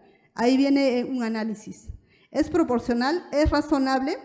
Cuando tal vez la pena privativa de libertad se ha creado para sancionar propiamente delitos. Incluso dentro de los delitos se puede observar delitos que sí ameritan una sanción grave, pero también hay delitos que se sancionan con prestación de servicios a la comunidad.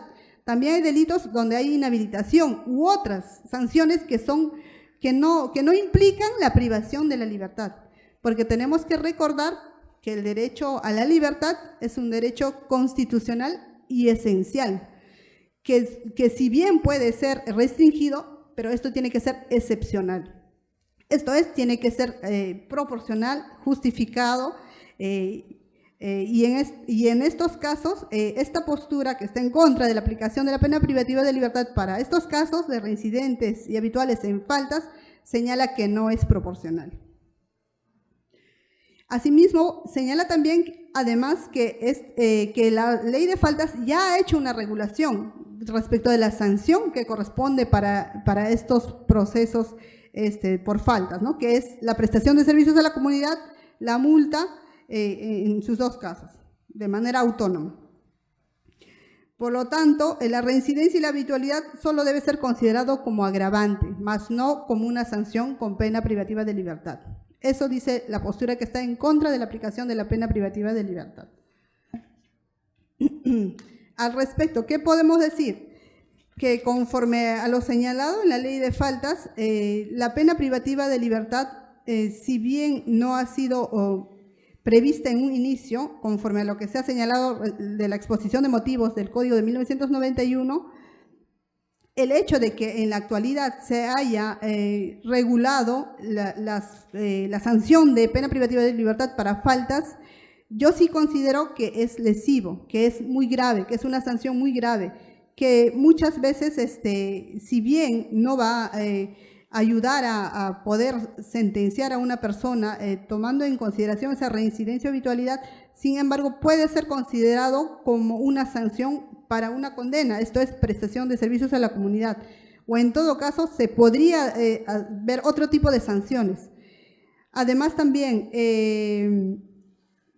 estos casos de reincidencia o habitualidad por faltas, que reprime con pena privativa de libertad, lo que va a pretender únicamente es encarcelar a estas personas por el tiempo que no va a ser muy largo, atendiendo a que son faltas, y no va a conseguir la finalidad del derecho penal, que es rehabilitar a la persona. No se va a conseguir su rehabilitación. Entonces puede haber otras medidas que puedan ayudar a minorar estos casos de inseguridad ciudadana que se presentan, ¿no? A través de los hurtos y otros, porque la mayor cantidad de faltas es por hurto. Creo que en un 15-20% es por faltas contra la persona, esto es lesiones, pero la mayor cantidad es por hurto en un juzgado, los casos de los tenderos. Debemos tomar en cuenta también que la política criminal está encaminado a incluir al delincuente a efectos de la rehabilitación. Esto es, no encarcelarlo o excluirlo o generarle un rechazo de la ciudadanía por haber cometido estas faltas, que es distinto a las personas que cometen delitos y, como ya les dije, incluso en esos casos las sanciones pueden ser distintas, ¿no? Entonces, lo que se busca, o uno de los fines del derecho penal, tiene que ser rehabilitar. Entonces, el Estado tiene que ver políticas criminales a efectos de rehabilitar a las personas, a efectos de que no continúen cometiendo estos hechos delictivos. Entonces, la pregunta es si el hecho de encarcelar a estas personas va a rehabilitarlos o no. Yo considero que no los va a rehabilitar.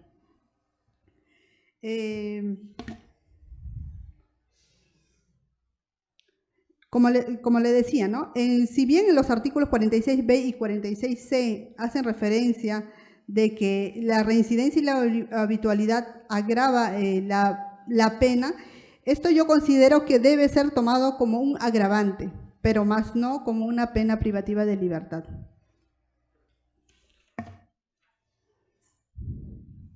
Y como conclusiones finales voy a señalar lo siguiente, ¿no? Que las instituciones de reincidencia y habitualidad fueron proscritas en el Código de 1991. No obstante, mediante la Ley 28726 del 9 de mayo del 2006 se incorporaron en el ordenamiento penal, con el fundamento de que se había incrementado la delincuencia y la incapacidad del Estado para hacerle frente. Esto fue una salida, una solución que el Estado ha considerado pertinente a través de una ley, pero en la práctica, ¿se aplica o no se aplica? Ese es un tema. Y de qué se debería de hacer frente a esto, también es otro tema.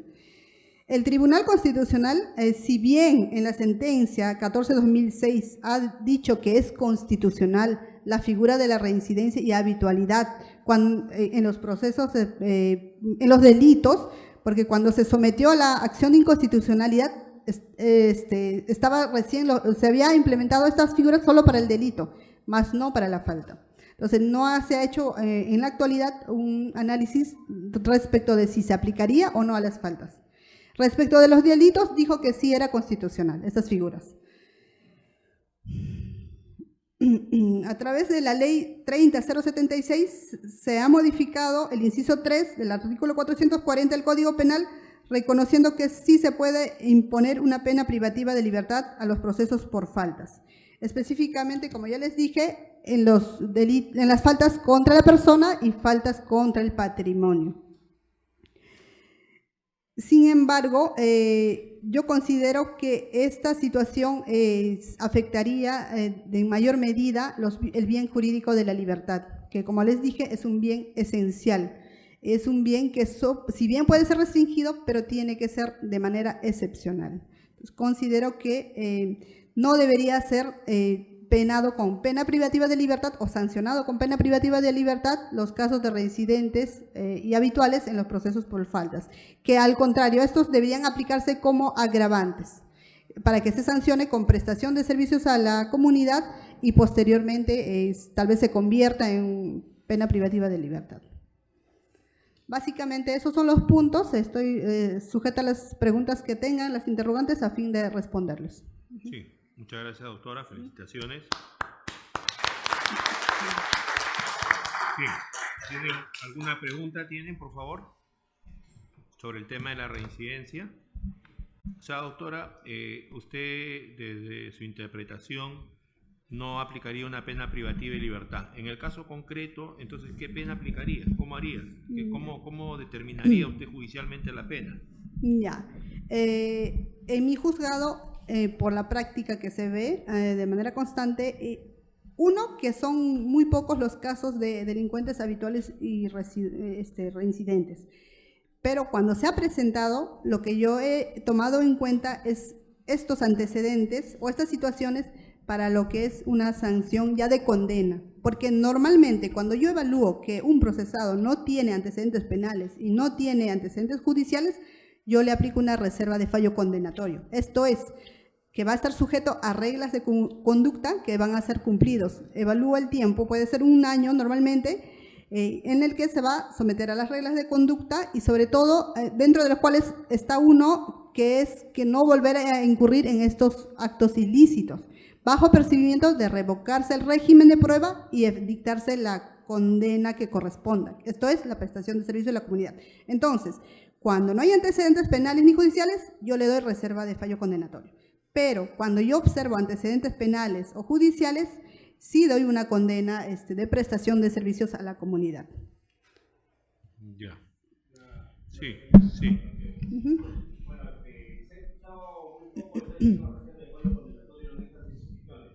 Y realmente el problema viene cuando, como bien refiere, el ilícito penal cometido es menor y no implicaría realmente ponerle prestación de servicios, más si el autor está arrepentido, la parte contraria también lo ha perdonado, y sin embargo, o bueno, qué sé yo, por algún motivo hay una apelación y el superior jerárquico resuelve diciendo de que el juez de paz letrado no puede aplicar reserva de fallo condenatorio, sino solamente prestación de servicios a la comunidad. Ese es mi inquietud. Ya, en mi caso, en la práctica, yo en varios casos he aplicado la reserva de fallo condenatorio. ¿Por qué? Porque he evaluado que, como bien usted señaló, que muchas veces los procesados han cometido por primera vez ya sea las faltas contra el patrimonio o con las faltas contra la persona. Entonces, yo tanto en la audiencia como ya en la sentencia, y de la evaluación del expediente, yo puedo saber cuándo corresponde una reserva de fallo. Entonces, cuando sé que la persona va a poder no cometer nuevamente estos hechos ilícitos, ¿no? Entonces, cuando advierto esa situación, otorgo la reserva de fallo condenatorio y creo que un 90% o casi 95% me confirman las sentencias. Normalmente, las apelaciones que he tenido ha sido cuando hay prestación de servicio a la comunidad. Entonces, ahí sí los procesados o los sentenciados han apelado, pues, ¿no? Entonces, el superior ahí o ha confirmado o ha bajado la sanción de prestación de servicios a la comunidad. Pero no he tenido ningún caso en que me haya anulado una reserva de fallo condenatorio bajo esa premisa. ¿En qué caso usted podría aplicar, digamos, una reparación civil? En todos. En todos los casos evalúo, no hay que olvidar que una cosa es la sanción penal, que puede ser la reserva de fallo, la condena, y otra cosa es la reparación civil. La reparación civil es para, entre comillas, indemnizar a la persona por el daño que ha sufrido, por la afectación que ha tenido, ¿no? Entonces ahí, en todos los casos, los otorgo. En todos los casos, pero evalúo la cuantía, dependiendo de la afectación del daño. Por ejemplo, si es una falta contra la persona en donde se ha dado una lesión donde el médico legista ha dicho que tiene 1 a 3 días de atención médica, el monto que voy a dar va a ser mínimo, o sea, será 100 soles, así. Pero si es una afectación que va a 9 días o una mayor afectación, voy a dar un monto mayor. De manera razonable establezco cuál podría ser el monto. Normalmente en las sentencias que he tenido, o las partes no han apelado, o en los que han apelado normalmente me han confirmado. Por ahí no he tenido inconvenientes. Bien, vamos a darle el pase entonces al doctor Rafael Rueda Valdivia, que precisamente él va a hablar sobre la reparación civil en el proceso de falta. Por favor, doctor. Gracias, doctor. Brevemente, las exposiciones anteriores han sido brillantes, como muy bien decía la doctora. Una de las primeras señales, porque en este caso estamos hablando de faltas y no de delitos, de la posible readaptación, de la posible búsqueda de la paz social en justicia es pagar la reparación civil, pagar y reparar el daño. No solo la sanción penal, sino la reparación civil implica un poco, en este caso, al agraviado, que es la persona que ha recibido un daño patrimonial o un daño material, pues tenemos los elementos del daño que son el daño emergente, el lucro cesante, el daño emergente visto como la pérdida efectiva, la inejecución de algo que yo no puedo continuar, el lucro cesante como la utilidad frustrada, no referente a lo que yo dejé de percibir como un beneficio, un dinero, una utilidad, sino simplemente la expectativa de lo que yo tengo, teniendo como daño extrapatrimonial el biológico y el daño moral. En el daño patrimonial, daño emergente, lucro cesante, que lo puedo cuantificar. En el daño extrapatrimonial tenemos el psicofísico y el daño moral puro. Ahí entramos a los perjuicios, en el daño no económico. El daño, por ejemplo, psicológico, el daño diagnosticable, el daño que muchos libros de doctrina penal maravillosa, brillante y muy frondosa en toda Latinoamérica y en España también, hemos percibido que se menciona y en muchos casos se sigue la corriente referida a que como el daño es psicológico, es fisiológico, es un daño moral, no puede cuantificarse, ¿no? Entonces, ¿cómo lo voy a cuantificar para yo pedir una reparación de eso? No puedo cuantificarlo, pero puedo demostrarlo, ¿no? El daño punitivo, como dicen los norteamericanos en sus sentencias, ¿no? La angustia emocional, el trauma mental, sin exagerar, por ejemplo, esas grandes demandas, ¿no? Que se siguen contra las tabacaleras porque en la propaganda decían que si yo fumaba un cigarrillo podía dar vueltas en un caballo y nunca me iba a enfermar de cáncer, o el gordo que demanda pues al McDonald's y dice, ellos no me dijeron que me iba a subir tanto. Ese tipo de daño mental es cuantificable. No, pero es apreciable y se puede demostrar cuando una persona exige una reparación civil o una indemnización por daños y perjuicios en una demanda. ¿Cómo? Si yo me he quedado traumado, me he quedado ansioso, me he quedado desesperado, deprimido y estoy mal, voy a un psiquiatra, a un psicólogo. Me receta pues alprazolam o algo. Y en este caso, en estos daños materiales, también hay secuelas, hay personas que se quedan, por ejemplo, paralíticas en sillas de ruedas y dicen, no, lo suyo es mental, tiene tanto miedo de caminar para que no lo atropellen que ya no quiere caminar. Ese tipo de daños ahora en la moderna escuela se está viendo y ya se está definiendo. En Argentina, sobre todo, están hablando ya del daño punitivo, que es angustia emocional, trauma mental, inmaterial sí, pero podemos verificarlo con la disciplina de las terapias que son muy auxiliadas y muy buscadas en la violencia familiar, pero en este caso estamos hablando de faltas.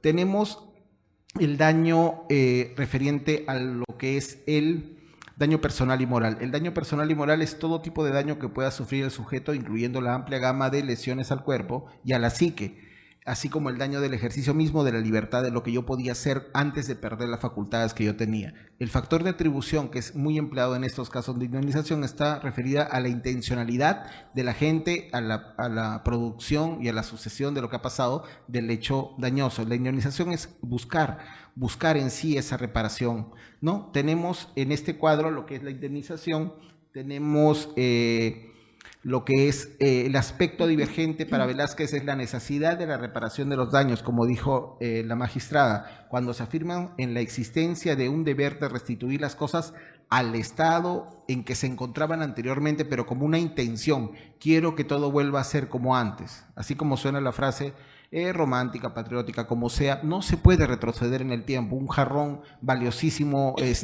roto en el piso, un auto que ha sido chocado en una puerta, no va a quedar igual. De repente nosotros lo percibamos igual, pero no se puede, ¿no? Dice, la responsabilidad civil tiene por función, entre otras, a la compensación por la que se traslada el costo económico de la consecuencia dañosa del sujeto víctima al responsable. Devuélveme lo que me costó a mí el planchado y la pintura de la puerta de mi auto, en el caso que hablábamos de los juzgados de tránsito de paz letrados que ven los casos de faltas contra el patrimonio, aparte de las faltas pues que en este caso veíamos que pueden ver las dos vertientes. En el caso de las faltas contra el patrimonio nunca va a quedar igual, ¿no? No se puede volver a las cosas a un estado anterior, dado que ello es materialmente imposible, no puede retroceder el tiempo y sea como fuere que sean muy buenos mecánicos, en el caso de los accidentes de tránsito nunca va a quedar igual el automóvil, ¿no?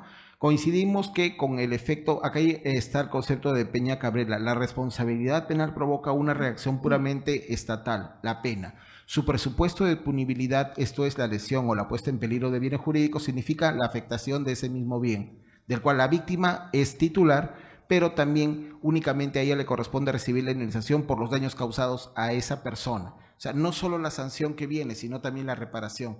Es una muestra de buena voluntad, de buena fe, de quererme readaptar, a pesar de que no es un delito, es una falta, y es el hecho de respetar y entender el dolor del otro.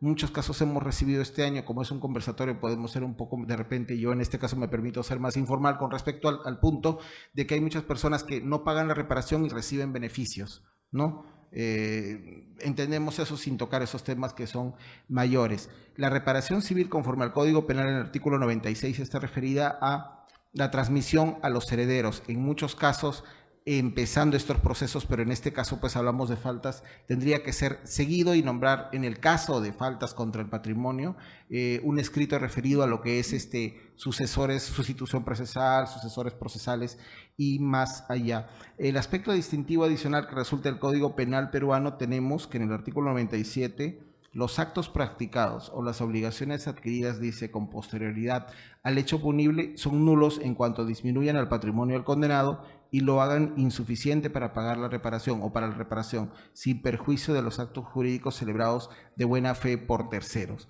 La diferencia entre reparación civil y la protección, cuya protección normativa es que la ley determina la sanción de nulidad en la responsabilidad civil, manifiesta en una indemnización, en lo que tiene que ser la reparación del daño causado, ¿no? El sujeto afectado es quien efectuará los actos de protección de su derecho, tiene que alegar el mismo para poder obtenerla, tiene que tener una representación que pida, yo quiero que me devuelva, esto está tasado en esto, no digamos el peritaje o no necesariamente el mecánico o el atestado, regresando al caso de los accidentes de tránsito, ¿no? Porque como no hay fiscal y estamos hablando de daños patrimoniales y daños contra la persona, utilizamos en el caso de los accidentes de tránsito, para tomarlos por ejemplo, pues el atestado y el parte policial, ¿no? Que tienen un dibujito de dos autos al principio que dice UT1, UT2, ¿no? Él fue entrando por la calle y esas conclusiones que son generalmente un párrafo de 8 líneas en el atestado policial, en la ocurrencia, en el proceso, digamos, por faltas contra el patrimonio y lo que deviene después contra la persona, señala muy brevemente lo que para los policías en ese momento vieron con el auxilio de la fuerza pública que en ese momento detuvo al auto y con las cámaras de seguridad que se tienen que pedir para el visionado, pero como no hay fiscal solo se va a creer a lo que dice la Policía Nacional y lo que pone al final en sus dos párrafos, ¿no? UT1, UT2, doblando por la calle y tuvo una infracción al deber de cuidado y vino esto, ¿no? El sujeto afectado es quien efectúa los actos de protección de su derecho, sea mediante una pretensión de ineficacia funcional y inoponibilidad del fraude por acto jurídico, mediante medios de protección procesal de la pretensión, medidas cautelares. La protección especial de la reparación civil se manifiesta cuando quien debe reparar carece de bienes realizables, en cuyo caso el artículo 98 del Código Penal dice: en el caso del condenado que no tenga bienes realizables, el juez señalará hasta 1/3 de su remuneración para el pago de la reparación civil. Estamos viendo que muchas de las cosas que vemos en estos casos y nos circunscribimos todos están referidas casi a delitos y a la forma como se ve en macro, pero con respecto a cosas que deben ser realizadas en un punto pues más pequeño de menor cantidad, esa es la parte que es difícil. ¿Cuánto se puede cuantificar, por ejemplo, una luna rota o el hecho de que yo tengo la luna de mi auto un mes roto? ¿Eso qué tanto daño me ha hecho? He podido trabajar, soy taxista y se ven estas cosas pues que son bastante en una particularidad pequeñas para algunos, pero de repente son determinantes para otras y es la forma como se puede conseguir es accionarla y lucharla uno mismo. No hay oportunidad acá de que hayan más medios que los que el propio abogado que uno pueda llevar. Eso sería todo. Muchas gracias, doctor. ¿Tienen alguna pregunta sobre el tema de la reparación civil? ¿Alguna pregunta sobre el tema de la reparación civil? Sí, no, a ver, señor, vamos a permitir también que el resto del público pregunte. Doctor, por favor, ahí hay otro micrófono. Sí, claro, con todo gusto. Claro que sí. Ya. Respecto a que una vez cumplido el imputado o el sentenciado su pena, la rehabilitación automática, pero ahora señala de que debe pagarse el íntegro de la reparación civil. Un comentario. Y una segunda pregunta es respecto a la resolución administrativa que señaló el colega, es la circular 124/2017. En ella señala a una consulta de un juez de paz letrado de Ancón, de la jurisdicción de Ventanilla, señalaba claramente de que si se podía declarar reo ausente o reo contumaz a una persona, a un imputado. El Consejo Ejecutivo luego en mayoría señaló de que no debería declararse el juez de paz letrado ni reo ausente ni reo contumaz. En este sentido, quisiera saber si en sus juzgados se están declarando reos ausentes o contumaz, o qué es lo que están haciendo cuando el imputado no se apersona a las citaciones que realiza la Judicatura. Ya, esa consulta que dice que se absolvió por el Consejo Ejecutivo Poder Judicial, ¿cómo la podemos ubicar? 124-2017, doctor, del 21 de agosto del año pasado. O sea, salió una resolución administrativa, entonces. Así es, del 2017. se notificó a todos los jueces de paz letrados. Ya, respecto al tema, si se podía aplicar o no esa directiva para delitos Así de es, la contumacia y NAO, ausencia. Exacto, ¿no? Perfecto, bien. ¿Quieres hacer un comentario? Si hay una Con reforma respecto ahora, a que ahora si no pagan la reparación civil no se puede rehabilitar. Hay una reforma Precisamente en eso es, me 69 parece, del Código Penal. ajá, me parece muy útil, y era lo que estábamos hablando ahorita en el conversatorio, está referido a cumplir. No solo se trata de, no vamos a tocar los temas que ahorita de coyuntura política nacional, de los que han sido liberados, exonerados, indultos. No, de frente la pregunta. Se debe pagar la reparación civil como una intención de cumplir. O sea, no solo cumplo con la sanción, con el hecho de la punición de la falta, del delito, en este caso en la falta, sino también cumplir con pagar la reparación, sino en todo caso, ¿dónde está el sentido de la justicia? No solo es la sanción, como dijo muy bien la magistrada, sino el hecho de cumplir con lo que tengo que pagar, que son los efectos que mi acción, que mi falta ha destruido, sea bienes patrimoniales o bienes, digamos, físicos o psíquicos, el mismo daño.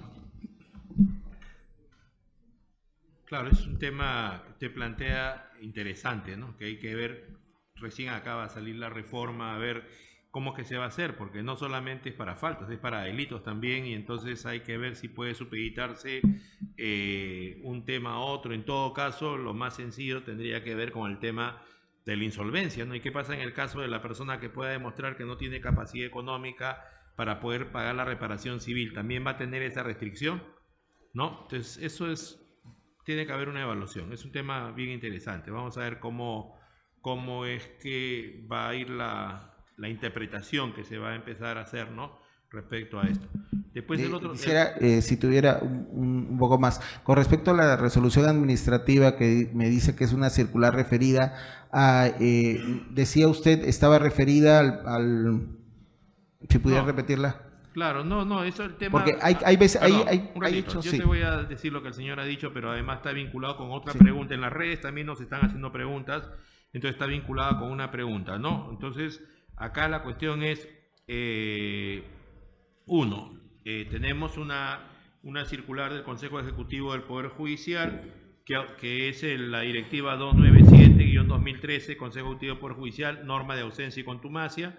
Y entonces la idea es que que es para delitos, si se puede también aplicar eso para faltas, ¿no? Dice el doctor que el Consejo Ejecutivo del Poder Judicial, por la resolución administrativa 124-2017 del 21 de agosto del 2017, ha dicho que no a una consulta de un juzgado de paz letrado de Comas. Ya, eso por un lado, pero por otro lado también tenemos otro tema que estuvimos conversando con los jueces de paz letrado que se han pronunciado sobre el tema de faltas, respecto a que si se puede ordenar una captura también en esta clase de casos, ¿no? Si quieres agregar algo tú en lo último, a ver. Sí, ya hay casos en donde algunos juzgados de paz letrado de los distritos del distrito de Lima, de varios distritos, ya han ordenado capturas para eso, para lecturas de sentencias. Ya hay casos, no sé si se encuentran estadísticas o no levantadas, de repente estén en la memoria judicial, pero sí, yo conozco casos, varios casos. Ya, Magdalena, por si acaso, ¿no? ¿Ustedes han tenido en cuenta esta consulta? ¿Sabían de esta consulta que ha suelto el Consejo Ejecutivo del Poder Judicial? Si se puede aplicar o no. En el juzgado del Lince San Isidro, por ejemplo, se aplicaba eso siempre y cuando el procesado se haya personado al proceso y en lectura de sentencia, en la audiencia de lectura de sentencia, se leía la sentencia y posterior a eso, al incumplimiento de la sentencia, recién al requerimiento se podía ordenar su captura. Pero no para la lectura de sentencia, sino para el cumplimiento de la sentencia. Ya. ¿Ustedes, doctores, ustedes en sus juzgados han tenido alguna experiencia con esto? Respecto a eso hay dos posiciones, ¿no? Lo que yo he podido advertir conversando con otros jueces también, es cierto que en la práctica hay muchos juzgados que sí aplican la orden de captura a efectos de que declaren o a efectos de una sentencia. ¿Por qué? Porque normalmente en muchos casos a nivel comisaría los inculpados no van a declarar. Esto es, no hacen valer su derecho a la defensa. Entonces solo se tiene la versión de la parte agraviada. 2. En el proceso judicial, a través de su declaración, lo que se va a salvaguardar es su derecho de defensa, su derecho a ser oído, a ser escuchado. En sí esto lo que va a hacer es respetar su derecho a la defensa. Entonces, a través de su declaración, su versión de los hechos, se va a recabar esto. Entonces, a veces los procesados, me imagino que con otra idea, prefieren rehuir y no apersonarse, o a nivel policial dan una dirección y que ni siquiera existe, ¿no? Entonces, hay situaciones donde a nivel policial no se tiene la declaración del procesado. Entonces sí es pertinente que a nivel judicial declare, porque si no, solo tendríamos la versión de la parte agraviada. En esos casos, muchos juzgados sí aplican la captura a nivel nacional, haciendo que se dé la captura, se toma su declaración, se le levanta la captura y así ya ellos tienen el derecho de señalar un domicilio al cual se le va a notificar y se les notifica para una lectura de sentencia. Entonces se les requiere, se les notifica al domicilio que la misma parte ha señalado, incluso se le notifica hasta a RENIEC o a todos los domicilios existentes, a efectos de salvaguardar su derecho de defensa, porque en todo proceso penal tiene que salvaguardarse el derecho de defensa. Debemos escuchar a la parte acusada.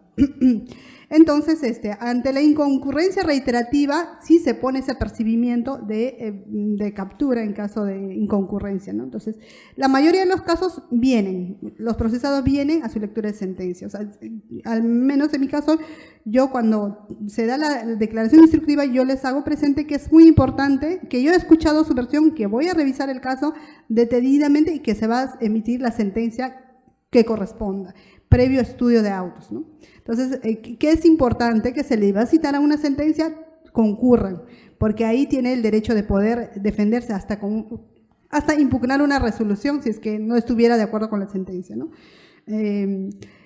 Y esa práctica se aplica en muchos juzgados. Y atendiendo también a que señalan que la resolución del Consejo Ejecutivo es una resolución administrativa que no podría tal vez obligar como una ley a los jueces, ¿no? Entonces es como una opinión que se hace a través de la resolución administrativa. Ese es el criterio de un lado. Y del otro lado lo que hacen es aplicar la resolución administrativa y lo que hacen es citar a un abogado de oficio del Ministerio de Justicia a efectos de que no se vulnere su derecho de defensa, y si el procesado no viene a su declaración, se toma en cuenta solo la presencia del procesado. Y en el caso de la lectura de sentencia igual, también se le cita al procesado señalándole que venga con su abogado y bajo apercibimiento de también oficiarse al Ministerio de Justicia a efectos de que provea de un abogado gratuito. Entonces, que en su ausencia se va a sentenciar. Hay casos en donde se sentencia en ausencia del procesado, se emite la sentencia con la presencia del abogado de oficio y se notifica la sentencia a todos los domicilios existentes del demandado a efectos de que haga valer su derecho a impugnar o no la sentencia. Y si no dice nada, no impugna, pasa el plazo y se declara consentida la sentencia. Claro.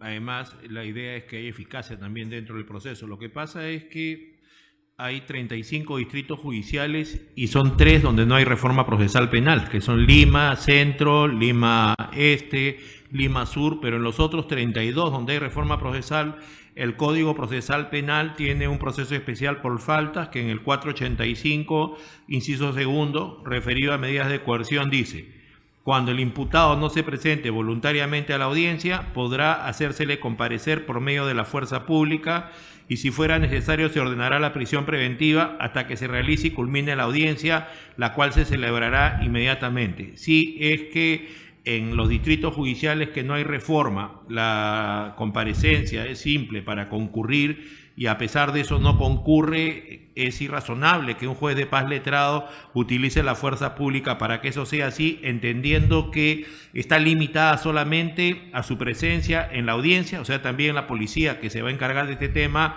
debe tener en cuenta eso, ¿no? Tendrá que esperar lo que salga a la puerta de su casa, lo coge, si la audiencia es a las 9 tendrá que ser a las 8 porque no lo puede tener más tiempo del que sea necesario para que se pueda materializar la audiencia, ¿no? Ahora, en el otro tema que usted dice de la resolución 124-2007 del Consejo Ejecutivo del Poder Judicial, hay que evaluarlo, ¿no? Hay que evaluar bien porque la idea es que si por delitos con el Código Procesal Penal, una vez que se ha producido el juicio oral, ya se garantizó el derecho de defensa del acusado, tuvo la posibilidad con su abogado de contradecir la prueba y no va el día de la lectura de la sentencia, que es un acto de notificación y se puede notificar a su domicilio sin que vaya. Eso se ha trasladado también en la directiva de ausencia y contumacia a los procesos sumarios, que estamos hablando de delitos. ¿Por qué no va a poder ser lo mismo para faltas? A igual razón, igual derecho. Si ya hubo una audiencia, ya fue el imputado, ya tuvo derecho a ejercer su defensa con el agraviado, aunque no haya fiscal, entonces ¿por qué después, si no llega el día de la lectura de la sentencia, no se va a poder proceder de la misma manera cuando no se está condenando en ausencia o contumacia? Porque el día que se le va a leer la sentencia solo es un acto de notificación, no se va a discutir ningún medio probatorio. Entonces creo que eso habría que verlo, ¿no? Habría que ver bien cuál es la fundamentación y todo, porque si no, imagínense, hay muchas prescripciones hoy día que se dan en los casos de faltas, especialmente en Lima, y si fuera la cosa como usted indica, o sea, que la tendencia sería más grave. Además, la imposibilidad de contar con efectivos policiales para que puedan traer, porque ¿cómo hacemos para que venga si no ha querido venir voluntariamente a pesar de que está el cargo que se le ha notificado? Igual habría que disponer una conducción compulsiva para que venga el día de la lectura de sentencia. Entonces, hay que ver una proporcionalidad, ¿no? Pienso. Acá hay unas preguntas que parece que no quienes necesitan una repetición de lo que se ha dicho, alguna precisión, ¿no? Dice, ¿cuál es el plazo de prescripción de las faltas en caso no exista reincidencia? Ya que muchos jueces están señalando que es de 4 años y medio, lo cual me parece un exceso, ya que algunos delitos prescriben a los 3 años. ¿No? Porque hay varios supuestos. ¿Alguno de ustedes podría responder? Sí. Por favor. En el tema de los delitos, o más bien de las faltas reguladas en el 441, que es faltas contra la persona, y 444, que es faltas contra el patrimonio, en esos casos la norma es clara. Había una modificatoria, si no me equivoco, en el año 2013, agosto del 2013, en donde se ha incrementado de 1 año a 3 años. Y con el plazo extraordinario sería 1 año y medio más. En total, esos 2 supuestos de faltas prescribirían a los 4 años y medio.